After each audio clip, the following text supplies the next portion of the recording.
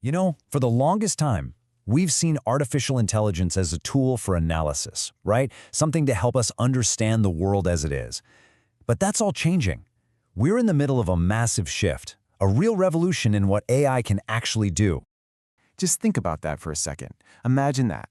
And no, this isn't some far-off sci-fi fantasy.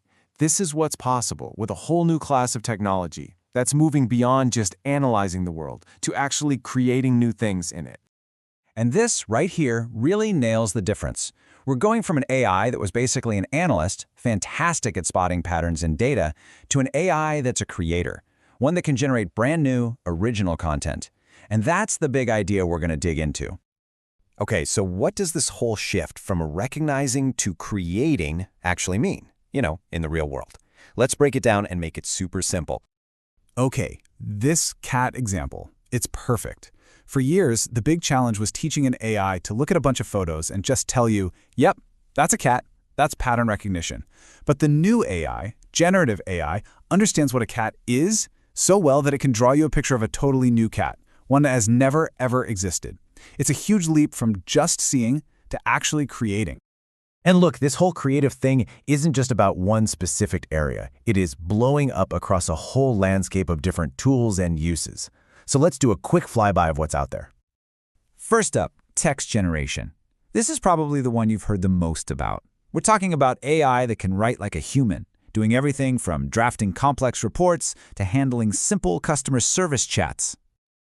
Next, there's code generation, and this one is a huge game changer for developers. The AI can actually write chunks of functional code, which just slashes the time it takes to build new software.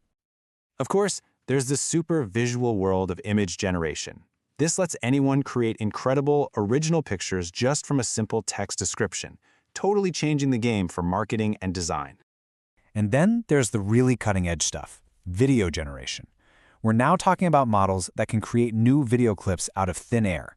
This is going to completely reshape advertising, entertainment, you name it. So, you can see the potential here, right? It's massive. But with all that power comes a really tricky problem for anyone in charge. It's the manager's dilemma. How do you balance this incredible opportunity with some very, very real risks? I mean, on the one hand, the upside is just so obvious. You can speed up all your creative work, get products out the door way faster, and personalize your marketing on a scale we could only dream of before. You're talking about a serious competitive edge. But, and it's a big but, the risks are just as serious. These AIs can hallucinate. It's a great term for when they just make stuff up, but present it as stone-cold fact. They can also create biased or unethical content, and sometimes they might even plagiarize. So yeah, having a human in the loop, it's not optional. It's absolutely critical. Okay, so how do you actually manage this? How do you get all that good stuff without the bad? Well, there's a really simple but really powerful way to think about it. It's called the super intern rule. Here's the idea. Think of generative AI as the best intern you could ever possibly hire. It's brilliant, works at lightning speed, and has read pretty much the entire internet.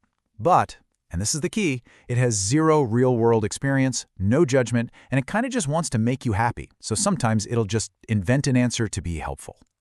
If we were to give it a performance review, it would look something like this. The strengths are just off the charts, unbelievable speed and creativity. But that one weakness, reliability, that's a deal breaker if you don't manage it because it hallucinates. I mean, come on, you'd never let a brand new intern send a report straight to the CEO without looking at it first, right?